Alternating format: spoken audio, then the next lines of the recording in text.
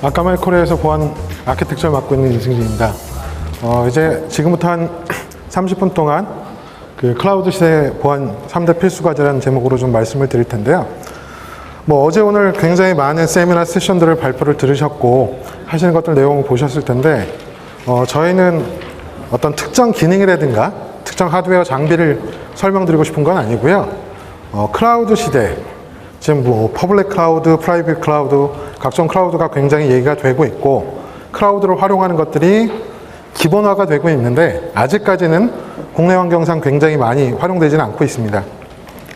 다만 이제 고민을 해야 될 부분은 뭐냐면 예전과 다르게 해킹 시도라든가 디도스 공격이라든가 이런 것들이 특정 데이터 센터를 집중해서 움직이는 게 아니라 클라우드를 활용해서 움직이기 시작을 했습니다. 그러면 이러한 클라우드 환경에서 어떻게 보안에 대한 대비를 하고 어떤 환경들을 준비해야 될지를 좀 살펴보도록 하겠습니다. 이게 혹시 앞에 있는 게 뭔지 아시는 분 계신가요? 대부분 어떤 건지는 잘 모르실 것 같은데요. 이게 지금 전 세계에서 디도스 공격이라든가 웹 트렌드 공격들을 보여주는 그래프입니다. 이게 사실은 보시는 것처럼 제가 집중해서 한국 쪽을 좀 뽑아놓긴 했는데 전 세계 트래픽의 15에서 30%를 아까마이라는 회사가 딜리버리를 하고 있습니다. 여기 오신 분들 대부분이 아까마이가 뭔지 잘 모르실 것 같고 보안 회사도 아닌 것 같은데 아까마이가 들어와서 무슨 얘기를 한다라고 하니까 의외하실 텐데요. 지금 여러분이 가지고 계신 모든 디바이스나 현재 쓰시고 계신 OS 이런 거의 딜리버리를 아까마이가 밑에서 하고 있습니다. 최근에 크게 저희가 딜리버리한 얘기를 말씀드리면 리오 월드컵에 리오 올림픽에 저희가 미디어 스트리밍을 전달을 해서 전 세계 인터넷으로 중계를 하는 것들을 저희가 딜리버리 하고 있고요. 부지불식간에 아까마이를 쓰고 계십니다. 그래서 제가 제일 첫 장에 이걸 올려놓은 이유는 뭐냐면 15에서 30% 지금은 좀 바뀌어서 더 올라가고 있지만 전 세계 트래픽의 30%를 딜리버리 한다는 것은 굉장히 많은 모 데이터, 표본의 데이터를 가지고 있다고 볼 수 있을 것 같아요. 각종 보안 벤더들이 나와서 네트워크에 자기 장비들, 허니팟 이런 걸 가지고 보안에 대한 인사이트를 가지고 메시지를 전달을 하는데 이런 것들이 실질적으로 보면 차이가 나는 건 뭐냐면 얼마만큼의 많은 풋프린트, 얼마만큼의 많은 정보들을 가지고 있느냐 그게 가장 중요한 요소가 될 것 같은데 아까마이는 전 세계 트래픽의 15에서 30% 딜리버리 하다 보니까 굉장히 많은 트래픽에 대한 인사이트, 인터넷 환경에 대한 인사이트를 가지고 있습니다. 그 기반으로 저희가 보안도 하고 서비스도 하고 있는데 저희가 이런 환경에서 클라우드로 넘어가는 과정에서 필요한 것들이 어떤 건지 크게 세 가지로 집중해서 좀 말씀드리도록 하겠습니다. 아까마이 회사 연역하고 아까마이가 진행했던 내용들입니다. 사실은 이거는 별로 중요한 게 아니고요. 이런 회사가 클라우드 기반으로 움직이고 있다는 것 정도만 이해하시면 될 것 같습니다. 실질적으로 여기 오신 게 이제 클라우드의 3대 보안 과제라고 얘기했지만 클라우드를 서비스하면서 클라우드 환경을 활용하면서 어떠한 이슈들이 생기고 어떤 것들을 커버리지 해야 될지에 대한 고민이 많으실 텐데요. 굉장히 많이 들었던 얘기입니다. 그리고 굉장히 많이 알고 계신 얘기고요.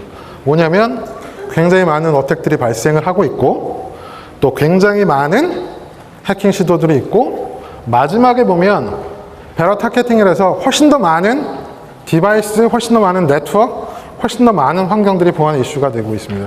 최근에 가장 크게 대두되고 있는 추세 중에 하나는 빅데이터 하나 있고요. 그 다음에 또 IoT가 가장 큰 컨선이죠. IoT 기반의 보안을 어떻게 적용하고 IoT 환경에서 어떻게 보안을 할 것인가 하는 것들이 굉장히 많이 나타나고 있는 것처럼 이런 것들이 클라우드 환경으로 가면서 굉장히 확산이 돼가고 있습니다. 어태커는 굉장히 똑똑해지고요. 내가 보안에 투자하고 보안 관리를 위해서 투자할 수 있는 돈들은 한정이 되어 있습니다. 이런 환경에서 어떻게 효율적으로 좀 봐야 되고 어떻게 체계적으로 준비를 해야 될지를 좀 살펴볼 텐데요. 한 가지 처음에 제가 말씀드리고 싶은 얘기는 뭐냐면 아까마이는 인터넷 비즈니스 플랫폼에 대한 해결을 가지고 적용하는 분야라서 대부분이 알고 계신 APT 공격이라든가 내부자 보안 쪽에 대한 내용은 아닙니다. 클라우드 쪽에서 들어오는 클라우드에서 우리 데이터 센터로, 클라우드에서 우리 서버로 들어오는 그런 그 트래픽이라든가 공격에 대해 보완을 하는 내용입니다. 자, 클라우드 보안, 클라우드 3대가 이제 어디서 시작해야 되는 가장 좋을까요? 가장 기본적인 인터넷 환경이고요. 가장 많이 하시는 거, 전 세계 90% 이상이 여기서 보완하고 계십니다. 그다음에 나머지 ISP하고 조금 협의를 하셔서 뭐 크린존 서비라든가 ISP 크린파이프 서비스라든가 ISP 이중화라든가 다중화 가지고 서비스를 하시는 게 있고요. 마지막엔 클라우드. 근데 사실 클라우드 자체를 쓰기도 바쁜데, 클라우드 자체를 적용하지도 못했는데 클라우드에서 어디서 보완을 한다? 생각하기 굉장히 어려운 부분입니다. 그 이유가 뭐냐면 우리는 여기에 집중을 했었죠. 여태까지는. 그럴 수밖에 없는 환경이었고요. 전 세계 인터넷 트렌드라든가 전 세계 데이터 센서 구조가 대부분 비슷합니다. 그러다 보니 우리가 하는 보안을 적용하는 방법론들도 대부분 비슷하고요. 오늘 나와 있는 그 이쪽에 보시는 대부분의 벤더들, 어플라이언스 베이스 장비들 하는 것들도 대부분 여기에 집중을 하고 있습니다. 근데 왜 여기서부터 바뀌어야 되는지, 왜 클라우드가 필요한지가 고민이 필요한 시점이 된 거죠, 이제는. 자, 예전 방식, 데이터 센터에서 집중적으로 보완을 하던 방식으로 보면 전 세계에서 백지 트래픽이 몰리면요, 여기서 다 방어를 해야 됩니다. 그거는 내 데이터 센터, 내 서버 앞단에서 백지의 트래픽을 커버를 해야 된다는 거죠. 실질적으로 이게 가능한 만큼 캐패시티 플래닝을 가지고 네트워크를 준비하시고 로드 밸런서 보안 장비들을 가지고 준비해 놓은 기업이 얼마나 있을까요? 단연코 말씀드리기에 이거 할 수 있는 업체는 대부분 없습니다. 전 세계 가장 큰 ISP라도 이 정도의 트래픽이 들어오게 되면 ISP 백본 자체가 흔들리게 됩니다. 그러니까 이 방식이 아닌 다른 방식의 접근이 필요하다는 거죠.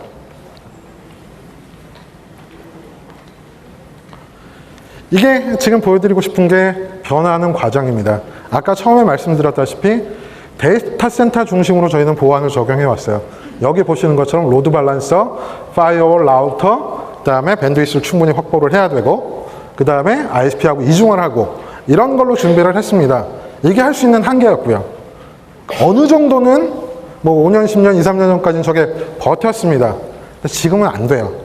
왜? 공격자가 트래픽을 생성하고 트래픽을 만들고 하는 것들이 굉장히 볼륨이 커졌고요. 그게 한 지역에서 시작되는 것도 아니고 전 세계에 있는 클라우드를 통해서 집중하게 됩니다. 그렇게 되면 그걸 방어할 방법도 만들어야 되는데 아직까지는 여기에 대부분 머물러 있다는 거죠.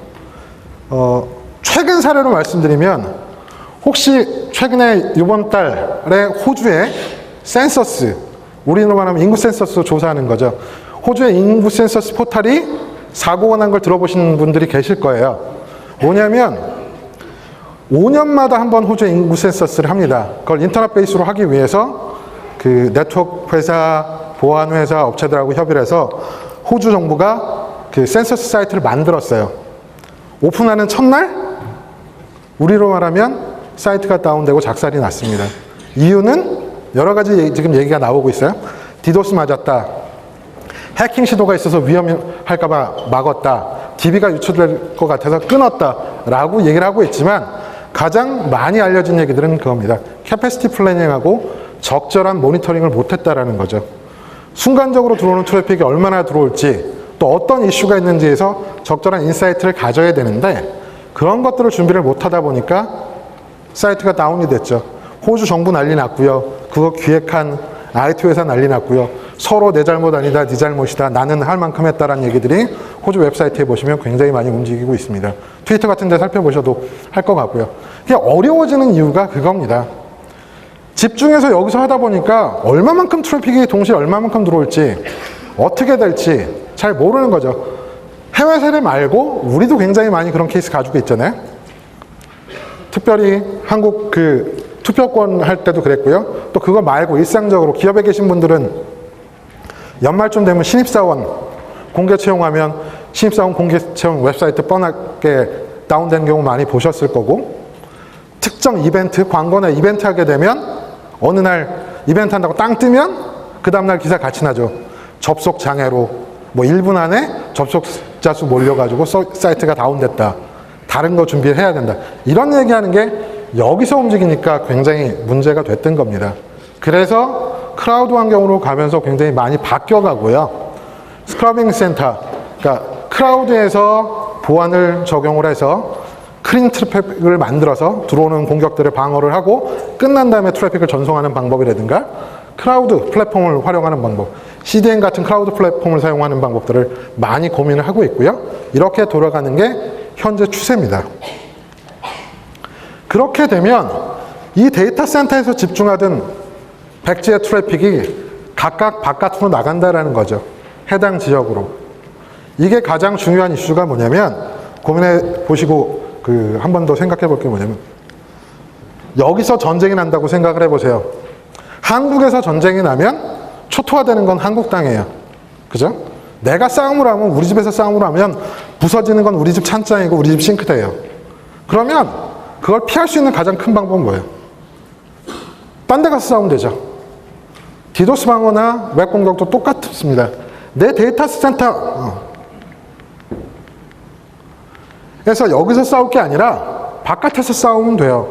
그러면 우리 인프라, 우리 네트워크 원활하게 서비스할 수 있고 한쪽 네트워크에 디도스가 들어오더라도 다른 쪽 서비스 정확하게 활용할 수 있습니다. 그런 방법으로 클라우드 베이스로 이제 공격에 대한 방어도 옮겨가야 된다는 얘기고요. 그걸 하기 위해서 여러 가지 고민사항이 있지만 그 중에 3가지를 중점적으로 살펴볼 예정입니다. 시큐리티 트라이앵글이라고 제가 말씀드릴 것 같은데요. 보시면 이것도 요새 한국 잠수함 때문에 난리죠.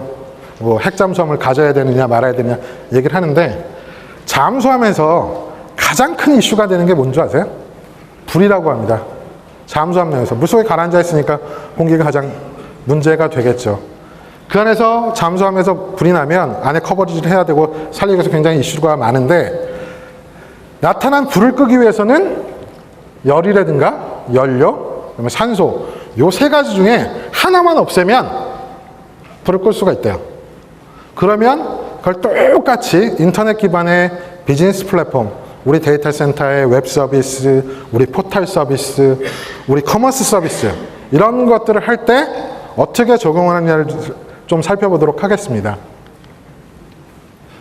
웹 하시는 분 다 아시고 웹 서비스 하시는 분 중에 제일 고민 아픈 게 요 메시지 나는 거 제일 싫어하시죠? 404 페이지. 서비스가 안 되고 정상적인 서비스를 고객한테 딜리버리 못할 때. 이렇게 되는 가장 큰 이유 중에 하나는 DNS가 리졸빙 못하거나 웹 어플리케이션 자체가 동작을 못하거나 아니면 인프라스트럭처를 제대로 구현을 못할 거냐 이겁니다.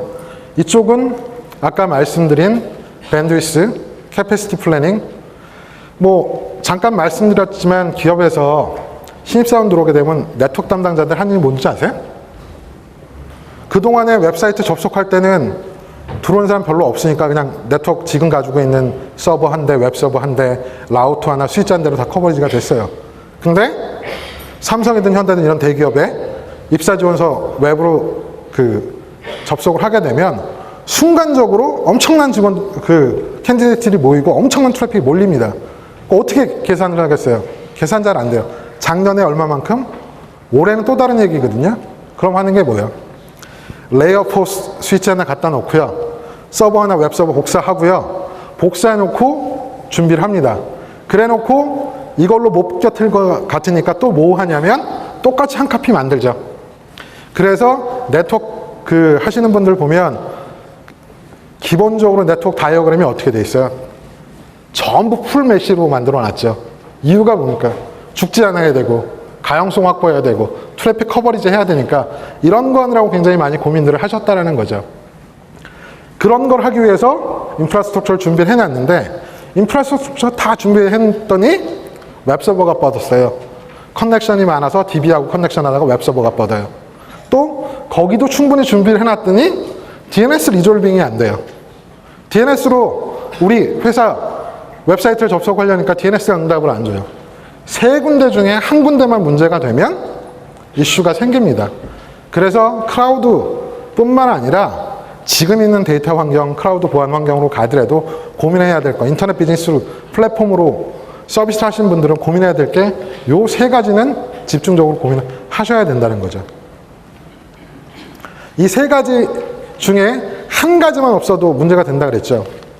첫 번째, 터키 사이트 자체가, 터키 국내 트래픽 자체가 DNS 때문에 이슈가 생겼던 사례가 있습니다. 웹사이트 뒤져보시면 터키의 DNS 공격으로 해서 터키 자체가 접속이 안 된 케이스가 있고요. 그 다음에 올림픽 끝난 지 얼마 안 됐죠. 올림픽에 대해서 어플리케이션, 그 워너베 올림픽 사이트에 대해서 어플리케이션 공격을 해서 이슈가 됐었고요.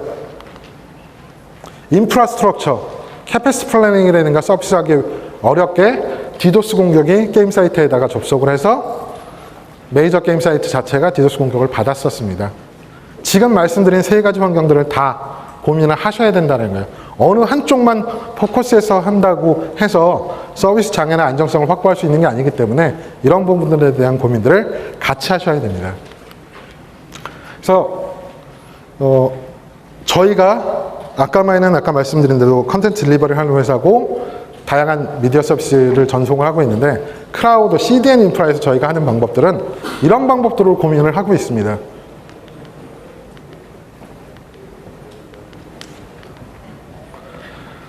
자, 처음에 제가 말씀드린 것처럼 우리 집에서 싸우면 망가지는 건 우리 가정이에요. 그래서 어디서 싸우냐고요? 바깥단에서 싸우기 시작합니다. 디도스든 어플리케이션 공격이든 공격에 들어오는 쪽에서 맞기 시작을 한다는 거죠. 그리고 여태까지 한국이나 뭐 글로벌이나 이 가운데다 투자 엄청 많이 해놨잖아요. 버리는 게 아니라 얘들은 좀 더 서비스에 집중하고 내 서비스에 집중하게 같이 쓰는 겁니다.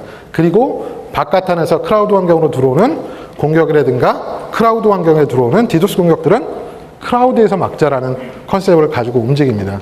제가 이걸 여러 강연에서 말씀드리면서 뭐라고 얘기를 드리냐면 사이버 출입국 관리소가 필요하다고 말씀드리는 거예요.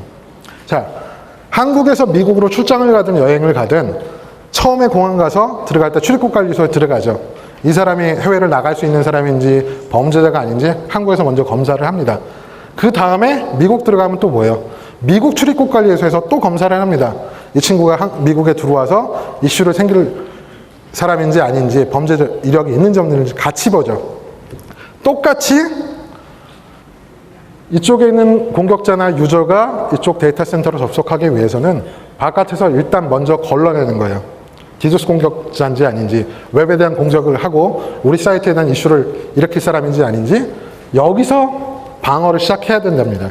그리고 들어오면 내가 좀 더 세밀하게 보는 거죠. 아, 특별하게 범죄 이력은 없지만 이 친구가 사기를 친 적이 있다거나 아니면 얼굴을 바꿨다든가 지문을 바꿨다든가 좀 더 세밀하게 볼 게 필요하다는 거죠. 그래서 기존에 운영하시고 계시는 데이터 센터나 이쪽에 있는 IPS, IDS 각종 보안 장비들은 좀 더 세밀한 데 집중을 하시고요.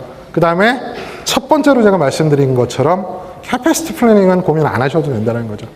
기존에 운영하시는 거 가지고 여기 커버리지 하시면 바깥단에서 들어오는 거는 클라우드에서 커버리지 하면 여기에 추가적인 투자는 안 하셔도 되고요.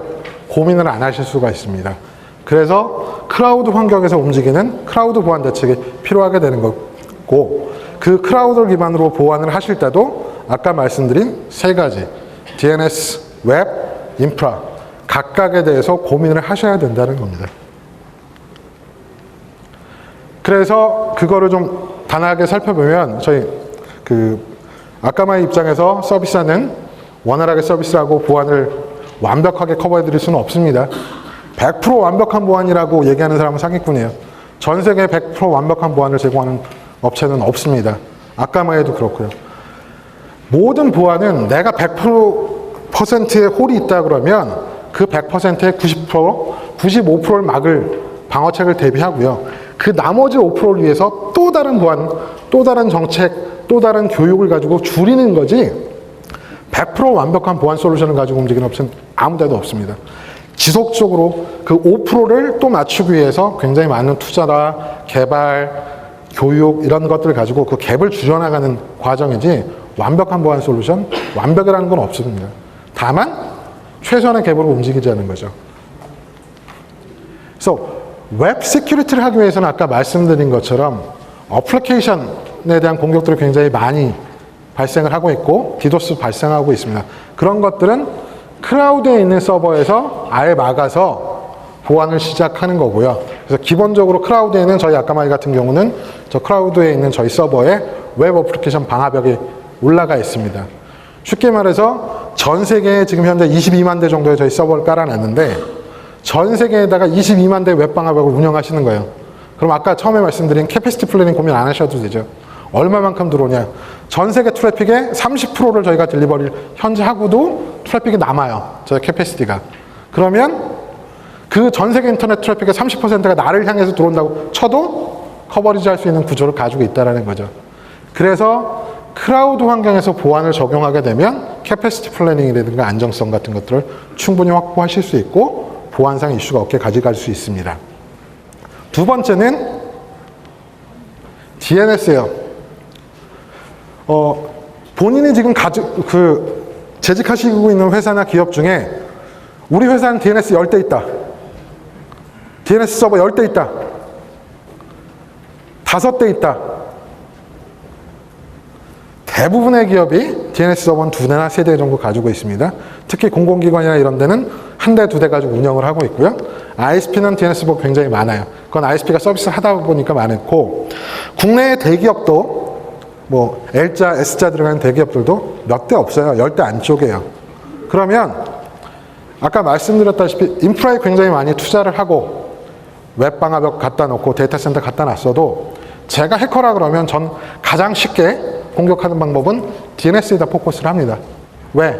투자 그렇게 많이 안 해요. DNS 보안 거의 안 합니다. 대부분의 기업이. 뭐 하세요?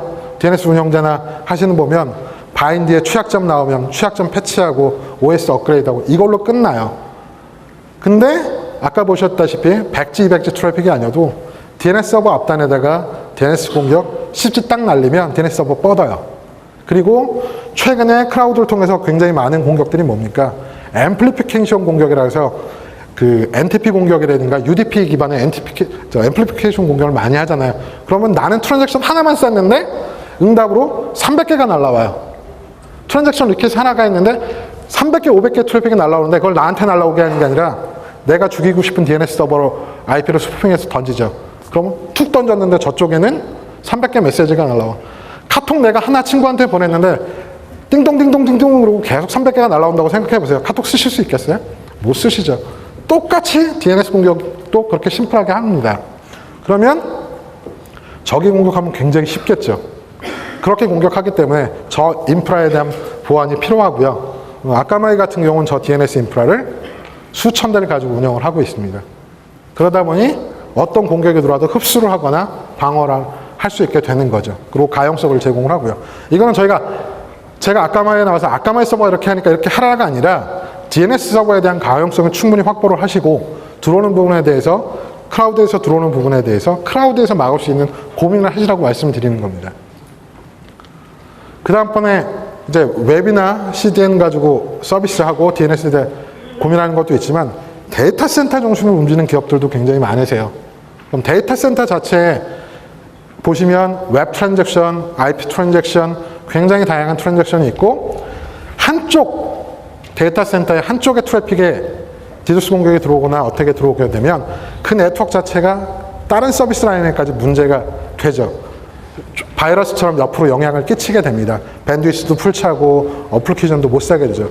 그렇게 될 때는 인프라스트럭처에 대한 보안이 필요한데 저거는 내가 여기서 커버리지 하려면 아까 말씀드린 것처럼 캐패시티 플래닝이 필요하니 클라우드에서 커버리지하는 솔루션이라든가 서비스를 활용하셔야 된다는 거예요. 저희 같은 경우는 전 세계 6개 스크러빙 센터를 갖다 놓고 트래픽이 저희 스크러빙 센터로 들어와서 메리셔스 어택이냐 정상적인 사용자냐 이런 것들 구분하고 끝난 다음에 깨끗한 트래픽만 오리진으로 보내주는 이런 아키텍처를 가지고 있습니다.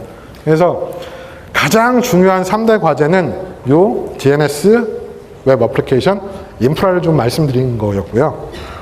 아까 시작하면서 제가 2가지 트렌드 말씀드렸죠. IoT, 빅데이터. 그러면 호주 센서스 하면서도 어떤 트래픽이 어떤 게 들어왔는지 아직도 왈가왈부한다는 것처럼 트래픽에 대한 가시성을 가져야 되고 하는데 이런 것들을 클라우드나 빅데이터를 통해서 좀 더 볼 수 있으면 굉장히 재밌겠죠. 그리고 원활하게 서비스를 할 수 있겠죠. 그런 서비스를 좀 말씀드리도록 하겠습니다.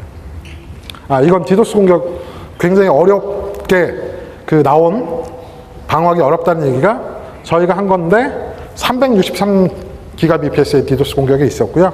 며칠 있었냐 보면 34일 동안 디도스 공격을 조금씩 때려왔습니다. 저런 디도스 공격 한번 맞으면요. 네트워크 운영팀들, 네트워크 팀들, 보안팀들, IT팀들 미칩니다.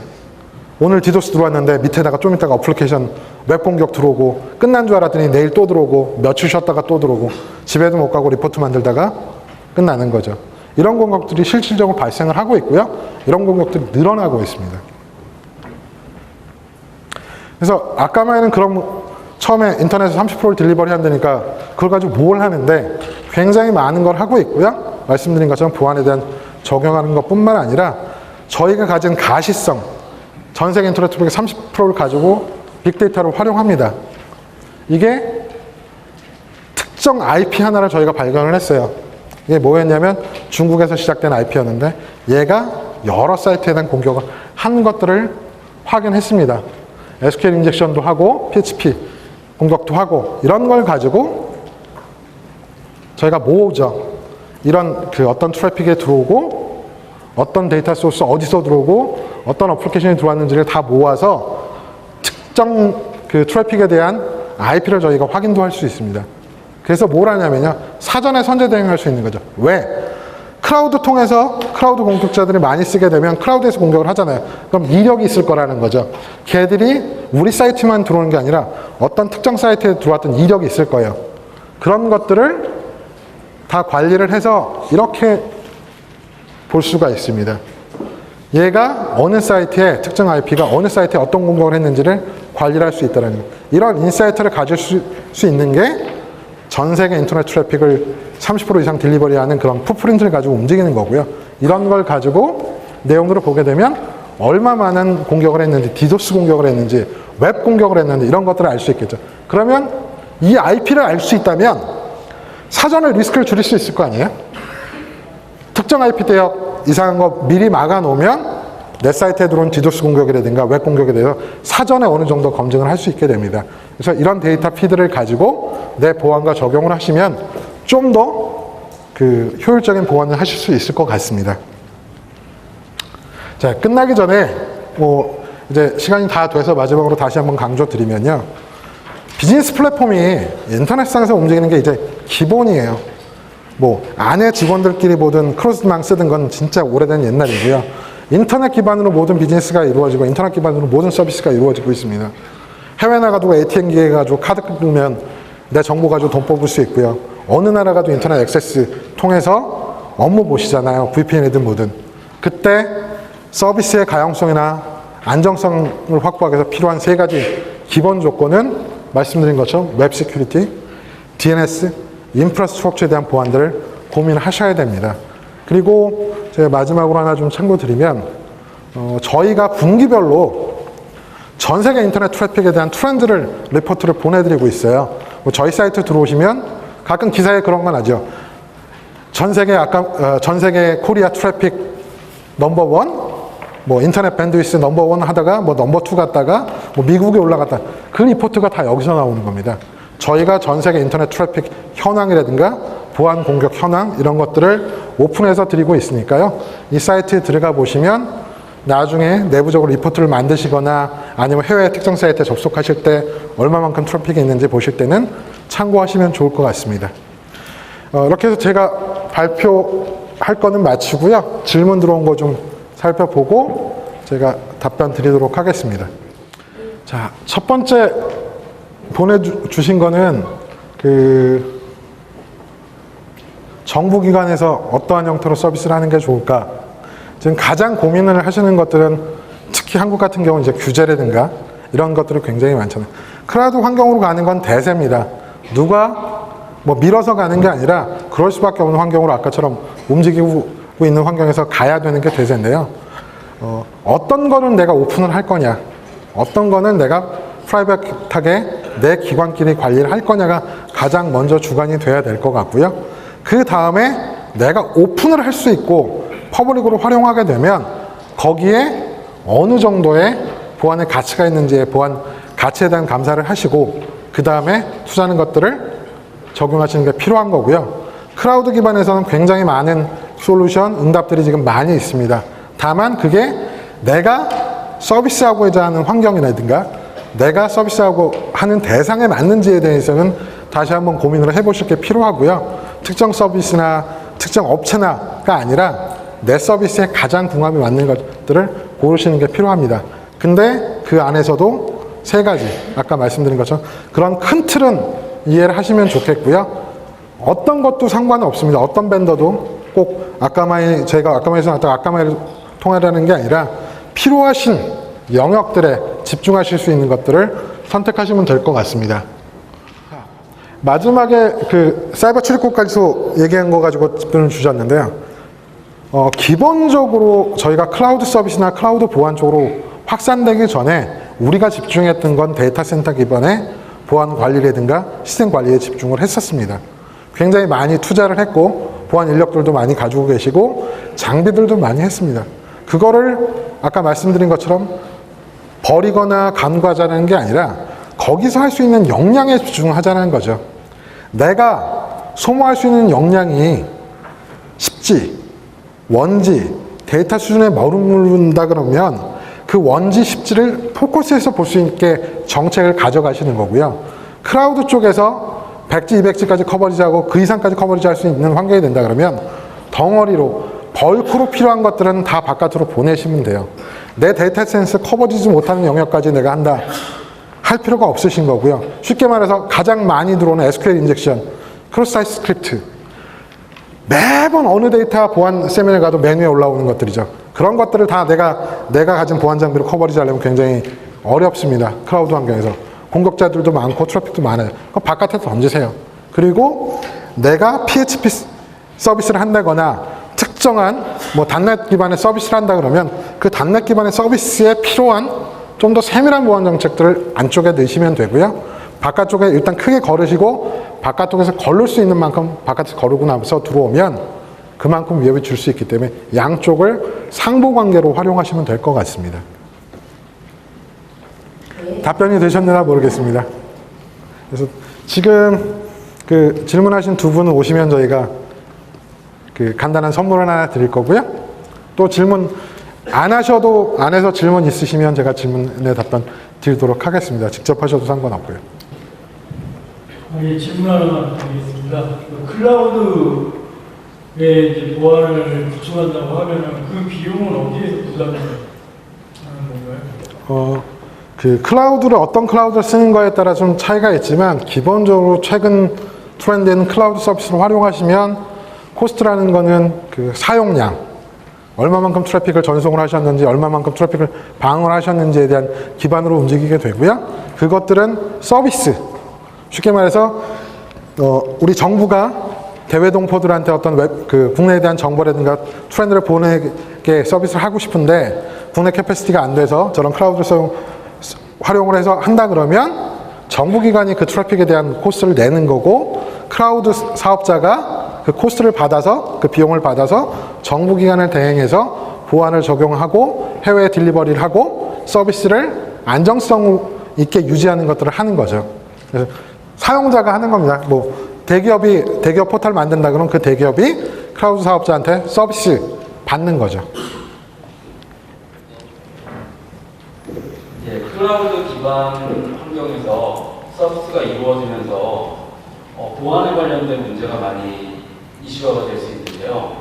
일단 물론 단계별로 서비스 회사별로 그 보안을 하기 때문에 그 클라우드 운영 업체를 하는 곳이 한번 뚫리면 굉장히 그 피해가 클 수도 있는데요.